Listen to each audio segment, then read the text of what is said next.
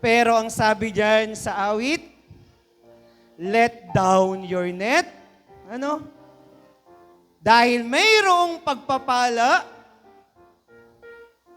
na ibibigay ang Diyos sa iyo at sa aking buhay. Ano?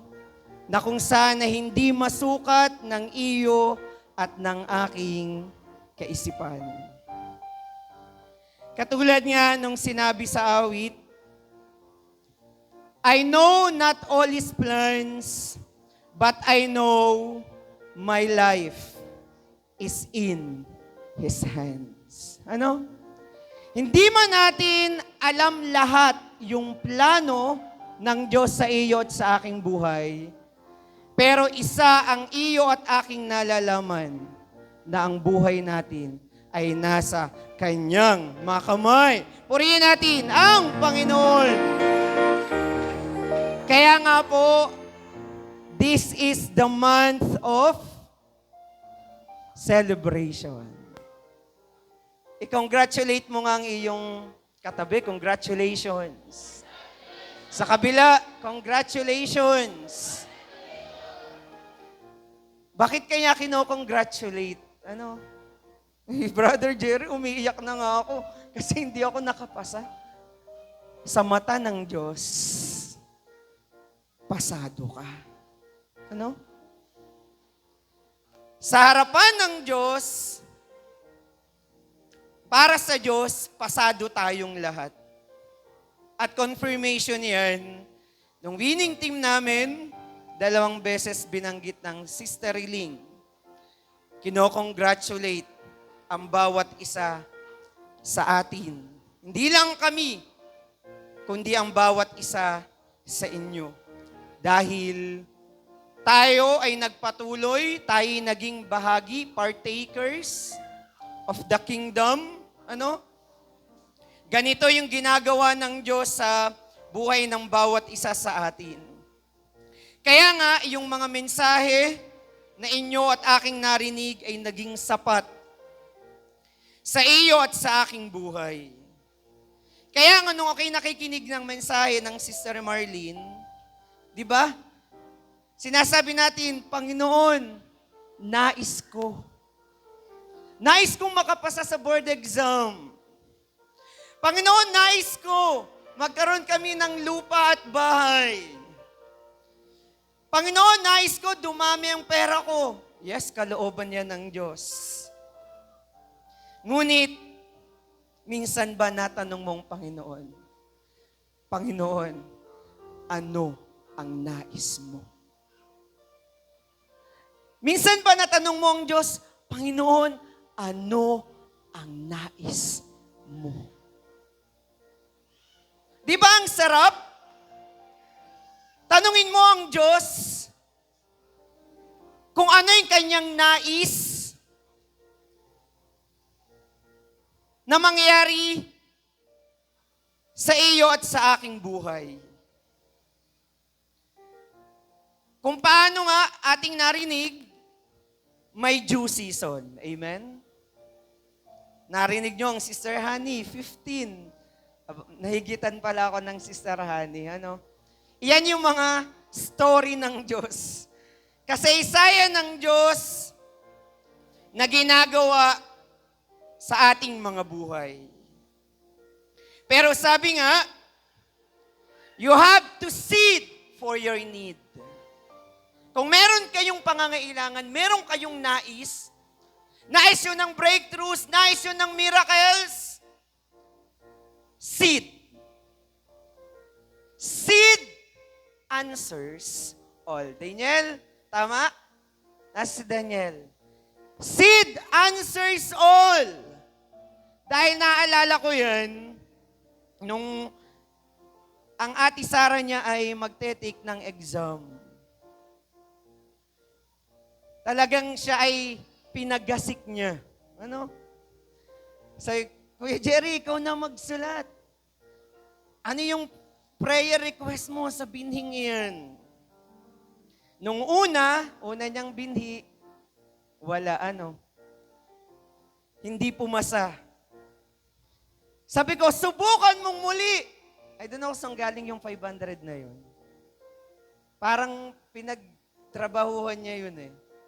Muli siyang nagasik sa Panginoon.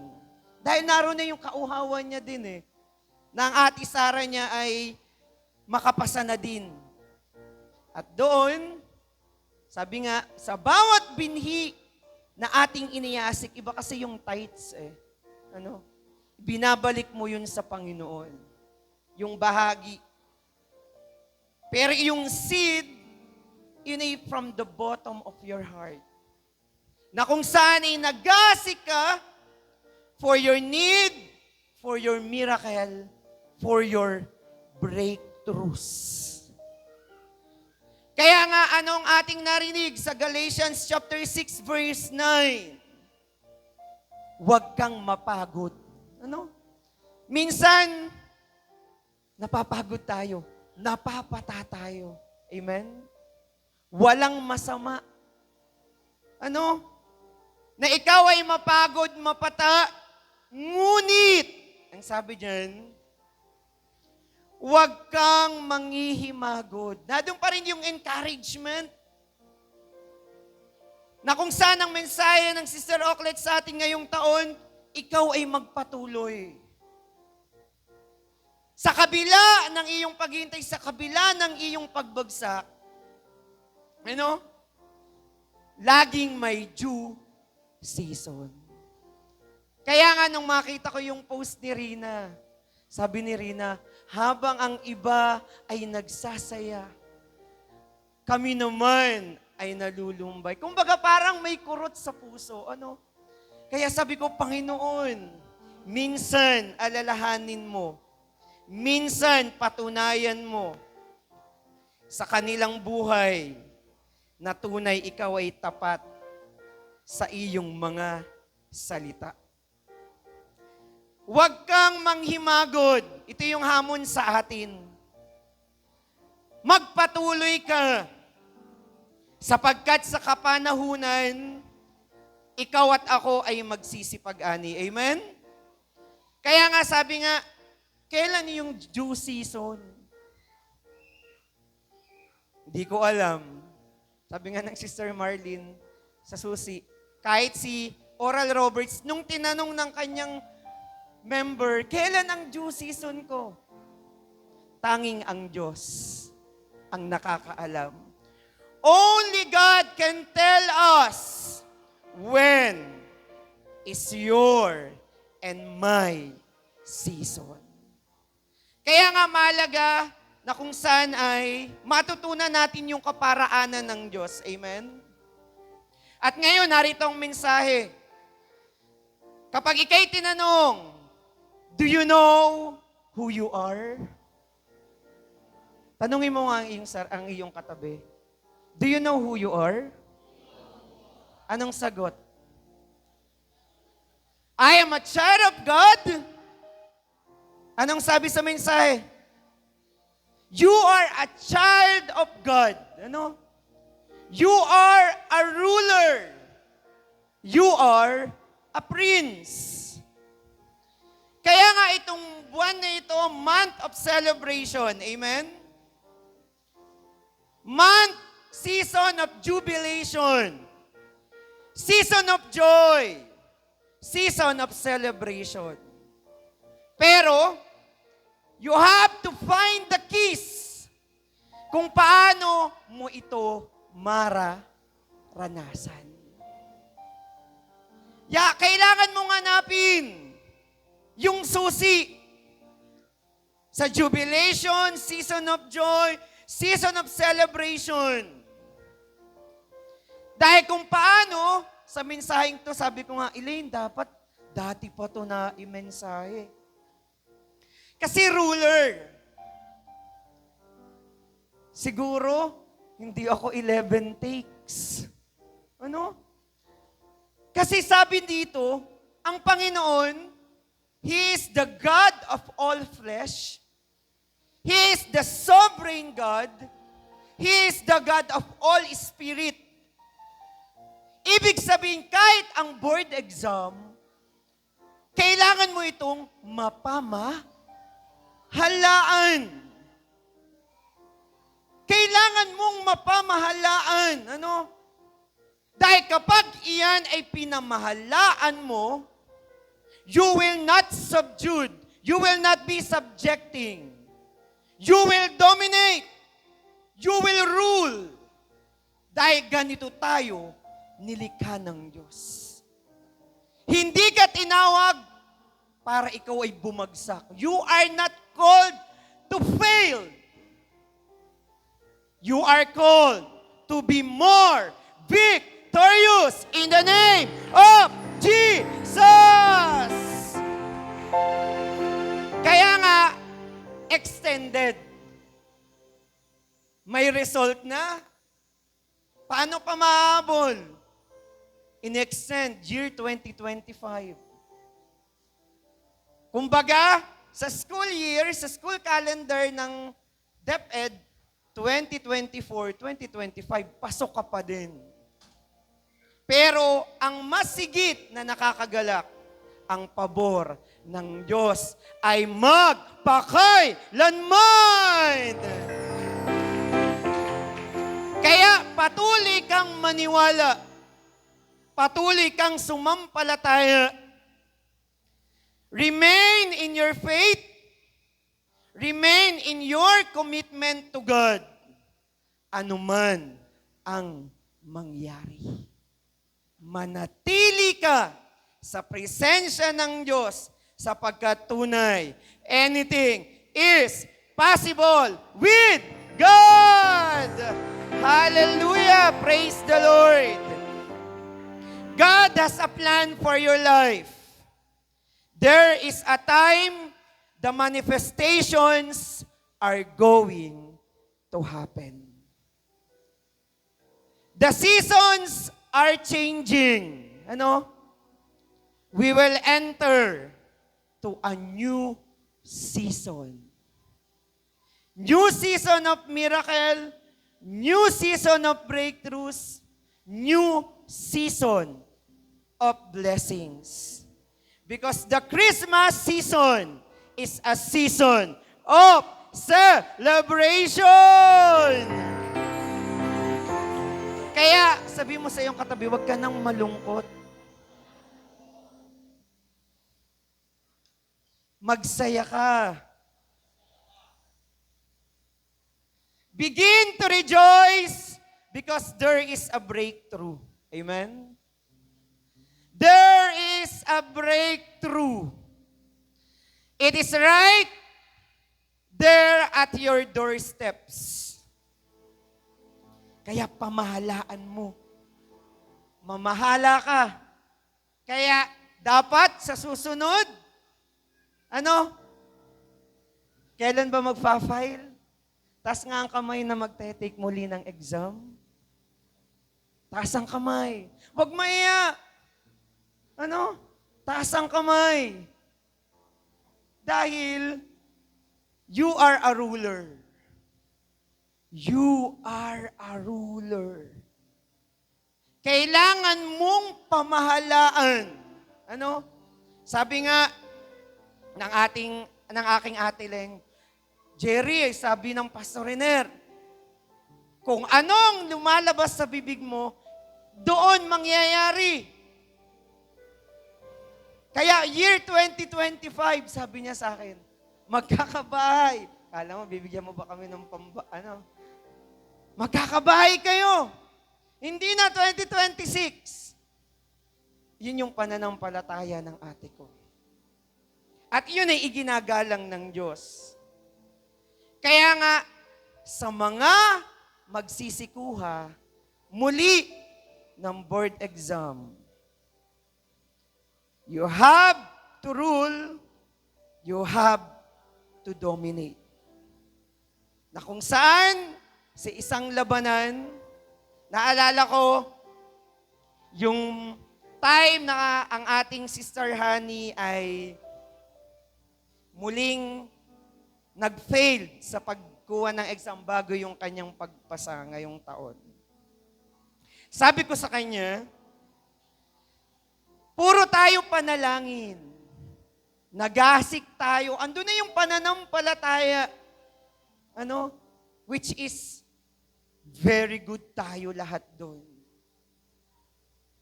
Faith is in us. Prayer is in us. Seed is in us. Commitment is in us. Ano na lang kaya ang kulang?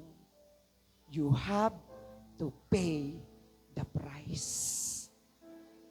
Dahil kapag may nais ka, you have to pay the price. Kaya nga nung kinongratulate ko si Brother JR, nagtatalo pa kami sa apartment. Sige, i-search mo. Dahil si inaanak lang kinocongratulate, bigla ko naalala. Manilag. I-search nyo. Eh di na i-search. Manilag, Aleli Serda. Sabi, hindi naman yan si Ate Hani. Sabi ko, si Ate Hani yan. Dahil natatandaan ko, nung may pinasearch siya sa akin, yung kanyang score, Aleli, napakalayo ng palayaw. Sabi ko, si Ate Hani yan. Ipinasa na ng Diyos. Kaya ganun, kahit kami, nakikigalak, nakikilungkot sa inyong mga buhay, dahil ganyan ang buhay, ano? Pero ito yung mensahe. Ngayon, you have to rule, you have to dominate. Kailangan ikaw ang mamahala. Dahil ito yung pagkalika, ito yung pagkatawag ng Diyos sa ating mga buhay. Na hindi tayo buntot, amen? Tayo ay ulo. We are more than conquerors! Kaya, huwag ka nang papayag pa. Ano? Huwag ka nang papayag pa na ikaw at ako ay malampasan. You are a ruler. Kaya nga, ang sabi dito, when your heart is pure, and you keep praising God, anything is possible. Minsan pala, kailangan sinisiyasat din natin yung ating mga puso. You need to search your heart. Patuloy kang magpuri, patuloy kang magpasalamat. Dahil sa tao, imposible, pero sa Diyos, lahat ay posible. There is no power that can stop you, even the devil. Kapag oras na ng Panginoon, kapatid, walang makakapiit. Amen? Kaya nga, you are not traveling alone. Sabi mo sa iyong katabi, you are not traveling alone in this journey of life. Kasama natin ang Diyos sa lahat ng aspeto ng iyo at aking buhay. So ito ngayon yung mensahe ng Diyos sa buhay ng bawat isa sa atin. The hand of God is mighty upon you. Ang Diyos ay gagawa ng mga dakilang bagay sa iyo at sa aking buhay. Minsan pa, sabi mo sa iyong katabi, rejoice! Rejoice! Give God the glory. Brother Jerry, kahit ako nag-pray, yes, give God the glory. Ibig sabihin, pag may pagbagsak, may pagtaas, may pagpasa. So ngayon, nakikigalak ka, ano? Ngayon, pumapalakpak ka sa iba. Pero darating ang oras, darating ang season, ang panahon mo, ikaw naman ang itataas ng Diyos in the name of Jesus. Kaya tandaan natin, that we are a child of God. You are a prince, you are a ruler. Kaya tama, minsan, we need to stop, we need to listen. Ano? Kaya nga, nung mga araw nung ng linggo, bigla na lang talagang, ganun siguro, ganun ang Diyos. Bigla na lang siyang nagsasalita. Ano? Bigla na lang siyang nag-uutos. Kaya nga, ganun na lang yung aming pagsunod. Kaya nang sinabi ng Pastor Riner, ayoko ng Shopee kasi nag-send ako sa kanya ng picture. Ayoko ng Shopee. Siyempre nga naman, pag sa Panginoon, dapat laging the best. Ang sabi niya, ang instruction niya, doon ka pumunta sa katabi ng BDO. Oh. Kaya sumunod ang Brother Jerry. Kung anong instruction, iyon ang ating sundin. At doon, sabi ko, hindi ako papayag, bago pa man mangyari itong pagpasa ng ating mga kapatid, hindi natin alam na joint, pero sabi ko, Friday, pumunta doon sina pastor, tiningnan, ito yung kanilang nagustuhan. At nung araw ng Friday ay isinakato para ng Diyos. Pero alam nyo ba, bago mangyari yan, kami tatawid ni Elaine, malayo pa lang, kasi pag ako'y tumatawid sa kalsada, malayo pa lang nakaposisyon ang kamay ko. Eh yung tricycle, tumigil. Bigla na lang may sumulpot na motor. Biglang, napatas akong ganun. Si Kuya Elaine, tinan mo, galit na galit ang kaaway. Galit na galit. Hanggang tiningnan ko yung motor na yun. Pag ganun-ganun sa sa may highway, din sa may malapit sa URS. Kaya kapag ginagawa natin ang nais, ang kalooban ng Diyos, salang kahit si Satanas, nais niyang piitin. Kaya nga, walang ibang tayong itataas, wala tayong ibang luluwalatiin, lahat lang tayo ay patuloy na magpagamit para sa ikaluluwalhati ng pangalan ng ating Panginoong Yesus. Time to listen. Time to stop. Time to look. And it is time to celebrate. Because the Christ is born. Purihin natin ang Panginoon. Kaya sa lahat ng ito, to God be all the glory.